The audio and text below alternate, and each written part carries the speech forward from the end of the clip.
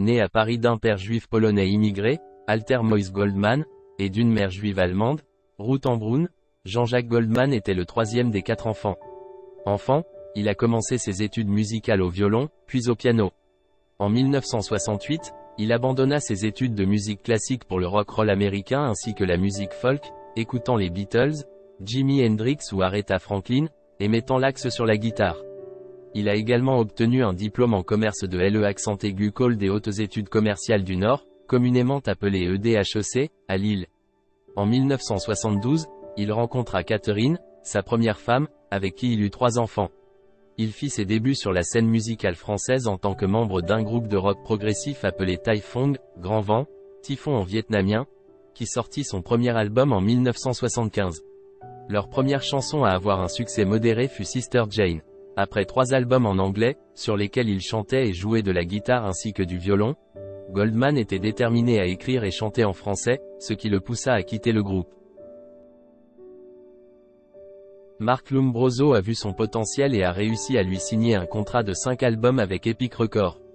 La même année, il sortit son premier album, qu'il voulait appeler Démodé, mais le label refusa, il resta donc sans titre. Il suffira d'un signe fut son premier succès significatif. En 1982, il sortit un deuxième album sans titre, cette fois, le titre prévu était Minoritaire, qui fut également refusé car jugé non commercial.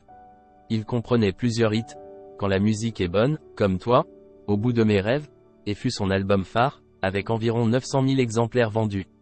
Son troisième album en 1984, le premier avec un titre officiel, Positif, contenait de nouveaux succès tels que Encore un matin et Envole-moi, et se vendit encore mieux avec environ 1 million d'unités vendues. Son quatrième album, Non homologué, qui continuait sa tendance au titre ironiquement autodépréciatif, a engendré les chansons à succès Je marche seul, Je te donne et pas toi. Il enregistra un double album en 1987, entre gris clair et gris foncé, qui lança une série de succès, Elle a fait un bébé toute seule, Puisque tu pars, Là-bas, un duo avec Sirima, Il changeait la vie, et fut un grand succès, avec plus de 2 millions d'unités vendues. Pourtant, la plupart des critiques ont été sévères, critiquant sa voix aiguë, son style et sa démarche, décrits comme fade et inoffensif, et ses chansons douces prétendument destinées aux adolescentes. En réaction, à la fin de 1985, il acheta une page entière dans 2 grands journaux, Libération et France Soir, affichant des extraits de ses critiques les plus sévères, avec un message ironique à ses fans à la fin, démontrant une fois de plus son goût pour l'autopromotion discrète. Merci d'être venu quand même. De 1990 à 1995, il forma un trio appelé Fredericks, Goldman, Jones avec Carol Fredericks, une chanteuse américaine et choriste installée en France dans les années 1970, la sœur de Taj Mahal, et Michael Jones.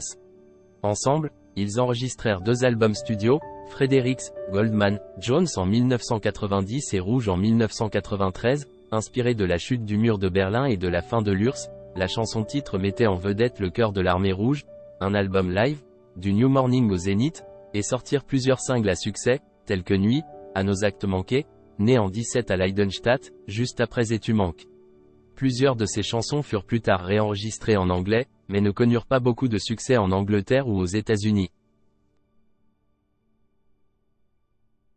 De 1997 à 2003, il est retourné à une carrière solo, publiant 2 albums, en passant en 1997 et Chansons pour les pieds en 2001, ainsi que 2 albums live, Tournée 98 en passant et Un tour ensemble, avec de nouveaux succès tels que On ira, Quand tu danses, Sache que je, Bonne idée, Tourne les violons, Ensemble, Les choses, et L'un n'y peut rien. Après un dernier concert en 2004, il a subitement arrêté de se produire et d'enregistrer, affirmant qu'il voulait passer plus de temps avec sa famille.